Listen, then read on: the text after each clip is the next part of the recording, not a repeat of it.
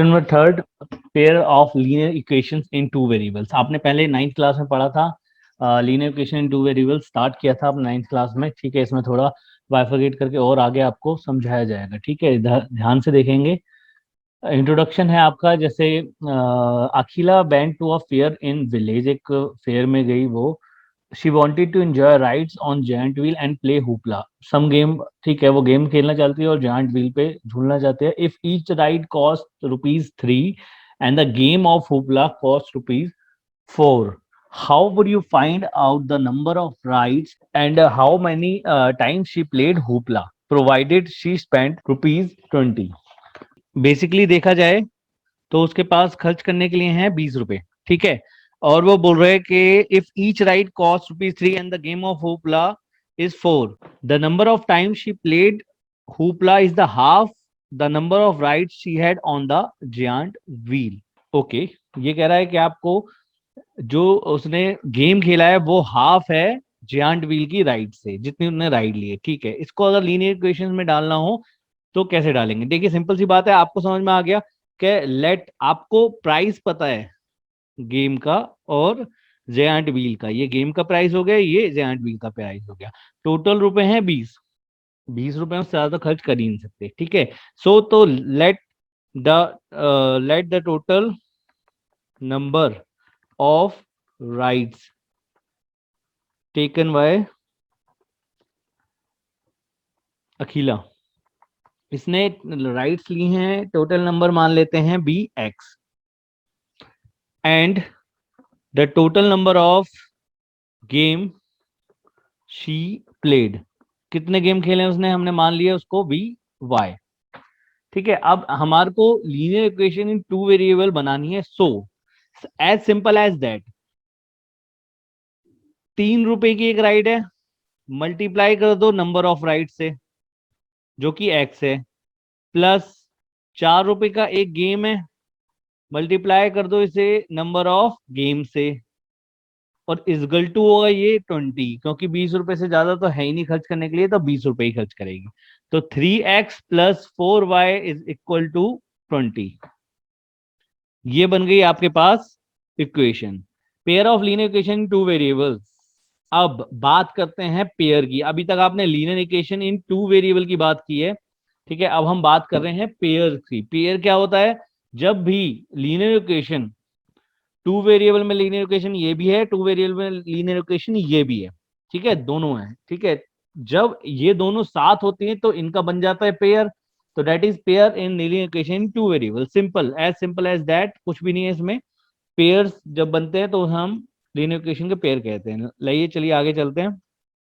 You also know that the equation which can be put in the form of ax plus by plus c is equal to 0, where a, b, c are real numbers and a and b are not both 0 is called a linear equation. Linear equation के बारे में आपने पढ़ा था। linear equation two variables वो होती है जो ax plus by plus c is equal to 0 की फॉर्म में हम लिख सकते हैं। उसमें a and b are not both 0। ठीक है, कंडीशन ये भी होती है कि a square plus b square is not equal to 0, तो that is a linear equation.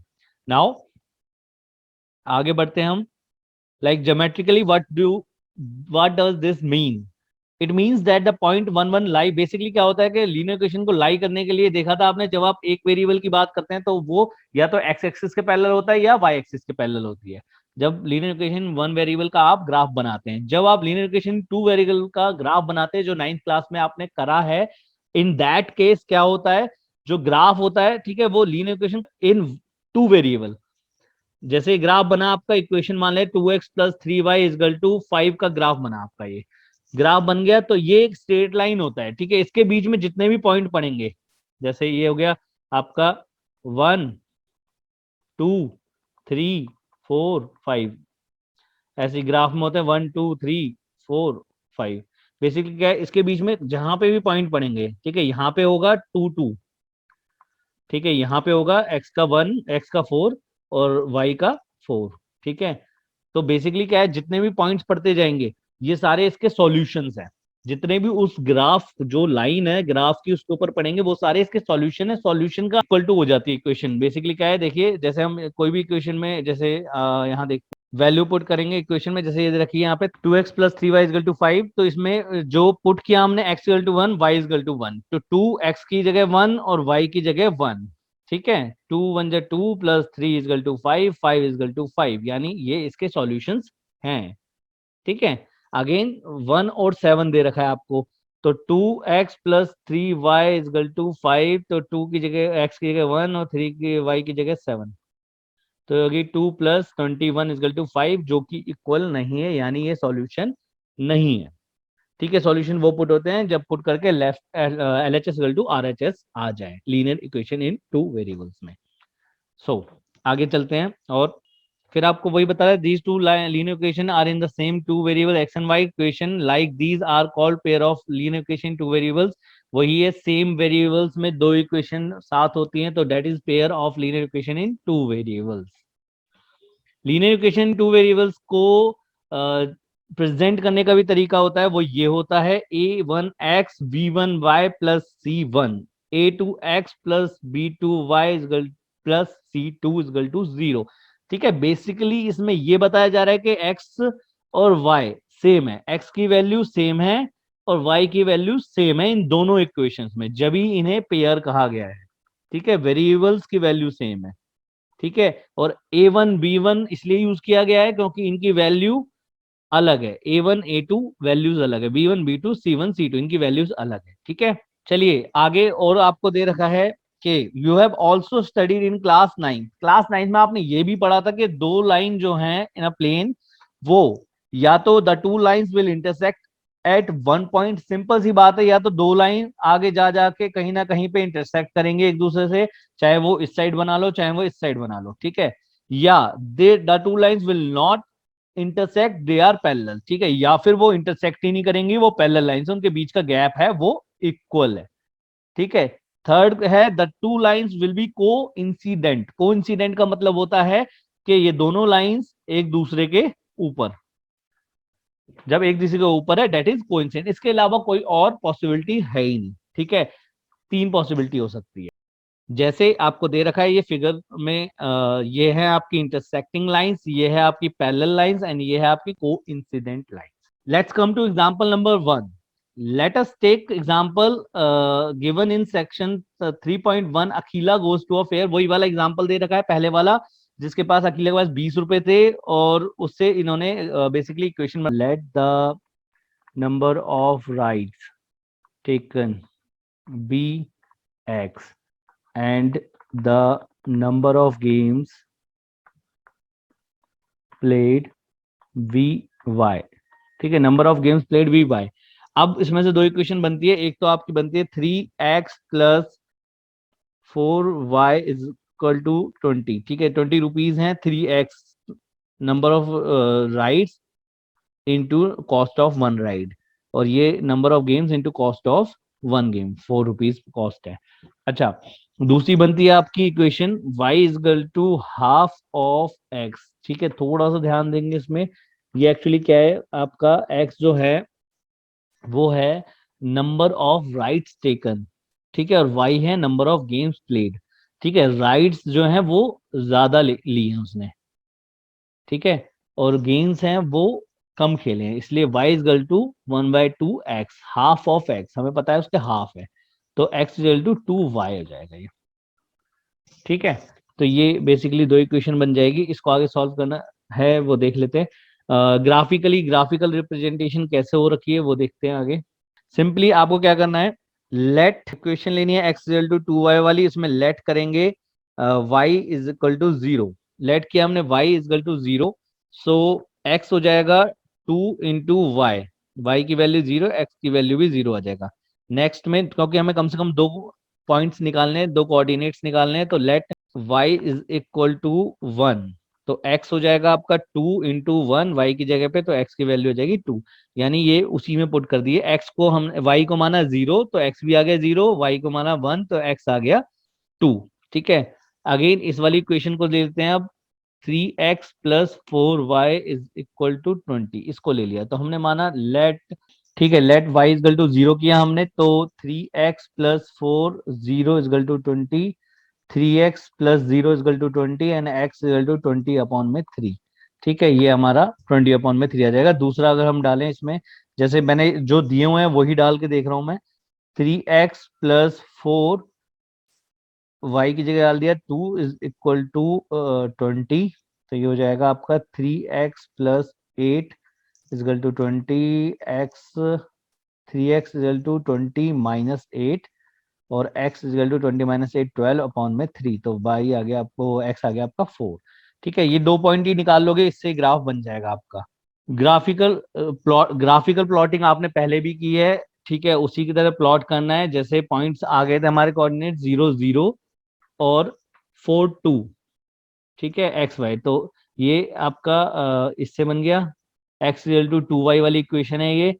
x - 2y = 0, अगर 2y को इधर ले लेंगे तो ये वाली इक्वेशन है। प्लॉट करोगे आप ग्राफ में, प्लॉट करना इजी है, कोई इसमें दिक्कत वाली बात नहीं है।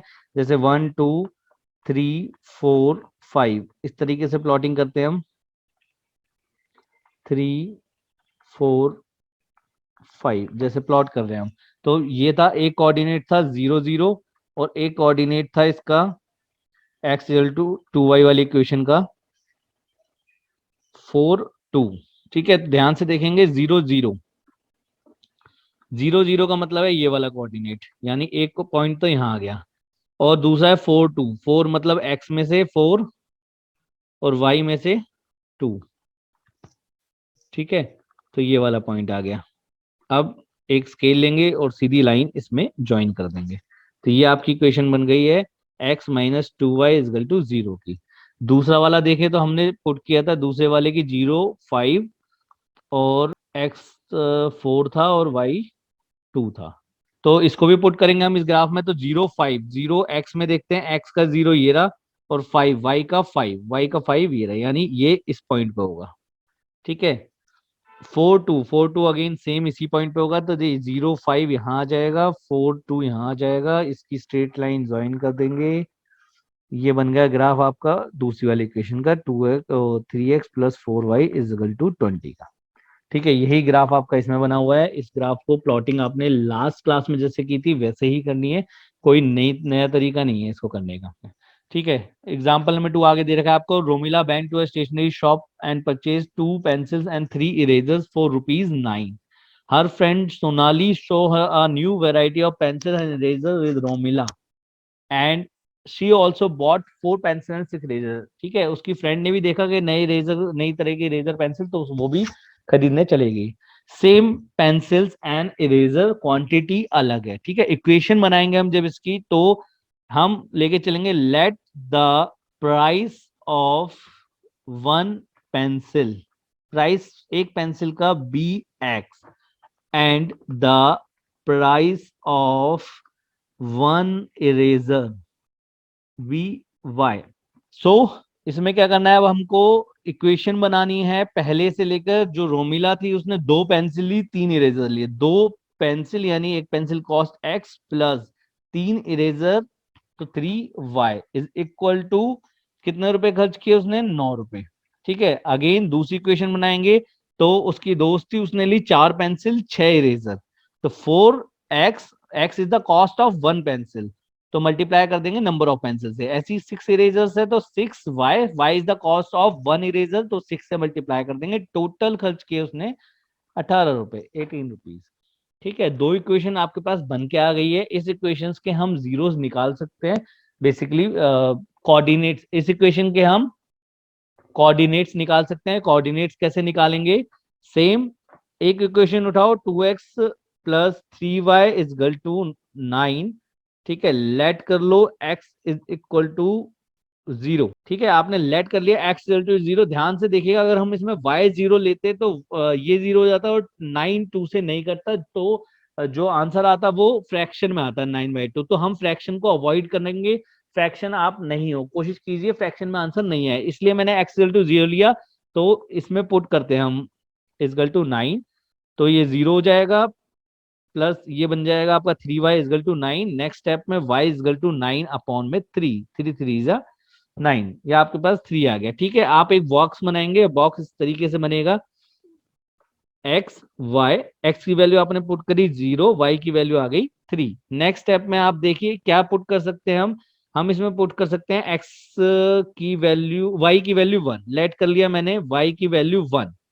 तो जो एक्स है 2x प्लस 3y, वाई मतलब 1 is equal to 9, 2x plus 3 is equal to 9, 2x is equal to 9 minus 3।